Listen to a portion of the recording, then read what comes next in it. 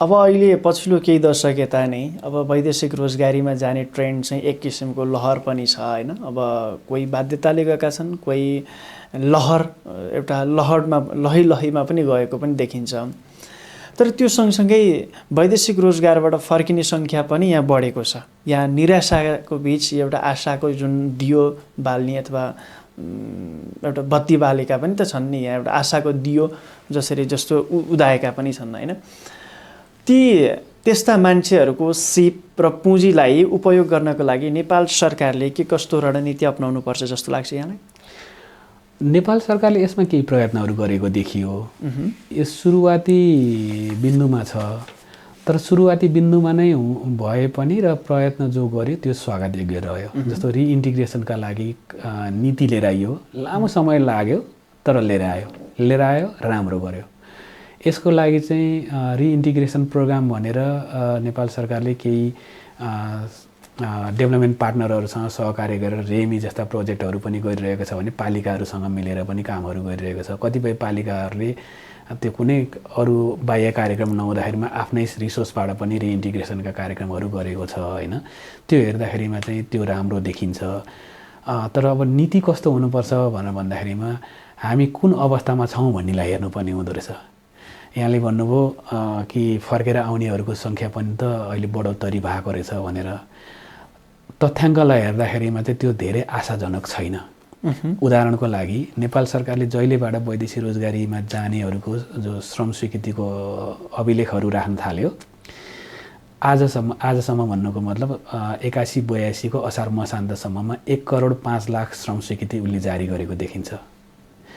त्यो मध्येमा 70% नयाँलाई गरेको देखिन्छ श्रम स्वीकृति, 30% त नवीकरण गरेको देखिन्छ।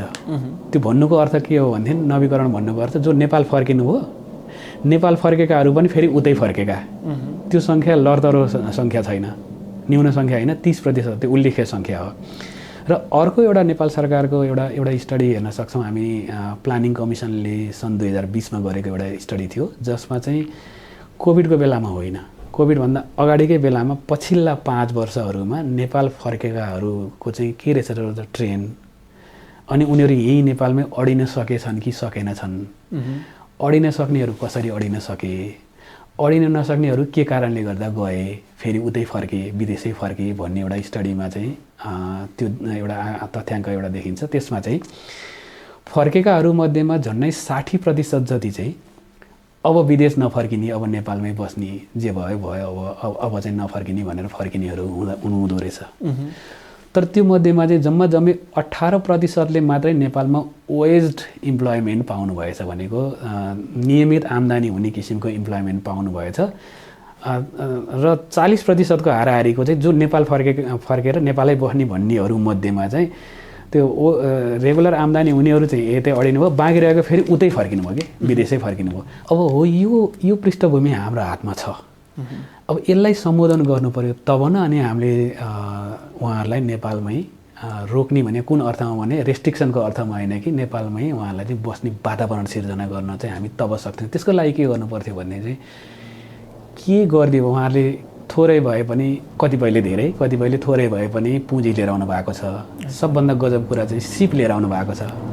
महिलाहरूको हकमा भन्ने हो भनेदेखि चाहिँ जो हाम्रो समाज, हाम्रो नेपालको मात्रै समाज होइन, अरू देशको पनि समाजमा महिलाहरू बाहिर आउन सक्ने र सामर्थ्य गर्न सक्ने, आफै पौरख गर्न सक्ने किसिमको, आफ्नै खुट्टामा उभिन सक्ने खालको जुन सामर्थ्य बनाउनु पनि वैदेशिक रोजगारीको कारणले गर्दा विदेशमा गएर त्यहाँ चाहिँ पौरख गरेर देखाएर नेपाल फर्किनु भयो केही पुँजीसँग भनिसकेपछि महिलाहरूको हकमा त अझ त्यो आत्मबल, त्यो सामर्थ्य समेत बोकेर आएकाहरूलाई चाहिँ यहाँ के वातावरण गरिदिनु पर्थ्यो भने अब तपाईँहरूलाई केले चाहिँ मद्दत गर्छ। फेरि पनि मेरो कुरा यसमा पनि कहाँ जोडिन्छ भने प्लानिङ प्रोसेस चाहिँ नि बटम अप हुनु पर्यो। माथिबाट तपाईँहरूलाई चाहिँ हामीले अचार बनाउने तालिमको कार्यक्रम राखेका छौँ, अनि गाई पाल्ने राखेका छौँ। कतिपयलाई गाई पाल्ने ठिक लाग्ला, कतिपयलाई तरकारी खेती नै ठिक लाग्ला, कतिपयलाई त्योभन्दा अर्को गर्छु भनेर भन्ने होला। हामीसँग मेनुमा चाहिँ नि सर्टेन मात्रै छ, किनभने हाम्रो planning process up to bottom सिंहदरबारमा बसेर बनाइएको छ। उहाँहरूसँग कन्सल्ट गरेर हामीलाई यो चिजहरू भयो भने चाहिँ हामीलाई बडा मद्दत हुन्छ, हामी गर्छौँ, तपाईँले चाहिँ प्लान मात्रै गरिदिनुहोस्, छ भने रिसोर्सहरू पनि दिनुहोस्, हामी तिर्छौँ, पे ब्याक गर्छौँ भन्नेहरूसँग कन्सल्ट गरेर गर्नु पर्थ्यो। तब चाहिँ नि रोकिन्थ्यो। एकपटक एउटा उदाहरण छ, नेपाल सरकारले गरेको प्रयत्नमा चाहिँ प्रपोजलहरू पेश गर्नुहोस्, हामी चाहिँ सब्सिडाइज लोन चाहिँ नि प्रवाह गर्छौँ भनेर चाहिँ अनि वैदेशिक रोजगार बोर्डले सूचना पनि निकाल्यो। झन्डै 19,000 जनाले केही हप्तामा अब त नेपाल सरकारले केही गर्न लागेछ भनेर अब विदेश जाने प्लान होइन, अब चाहिँ त्यहाँ प्रपोजल हालौँ र केही उद्यम गरौँ भनेर एप्लाई पनि गर्नुभयो। एकजनाले पनि त्यो सब्सिडाइज लोन पाउनु भएन। ब्याङ्कहरूले के भन्यो भने होइन यो त हामीले दिन सक्दैनौँ भने त्यो हदको कोअर्डिनेसन बिनाको पनि हामीले कामहरू गऱ्यौँ। अनि श्रमिकहरूले के भन्नुभयो भने हामीलाई सरकारले बेकुफ बनायो, हाम्रो प्लानिङ प्रोसेस त्यस्तो किसिमको छ, यस्तै किसिमको गर्ने भने त्यसले हामीलाई फल दिँदैन। Planning process up to bottom गऱ्यो भने पनि त्यसले प्रोसेस हामीलाई मद्दत गर्दैन।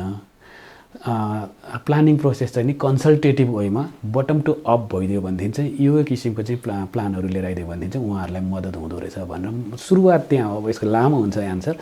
त्यसरी सुरुवात गऱ्यो भने हामीलाई बिस्तारै परिणामहरू दिन थाल्छ।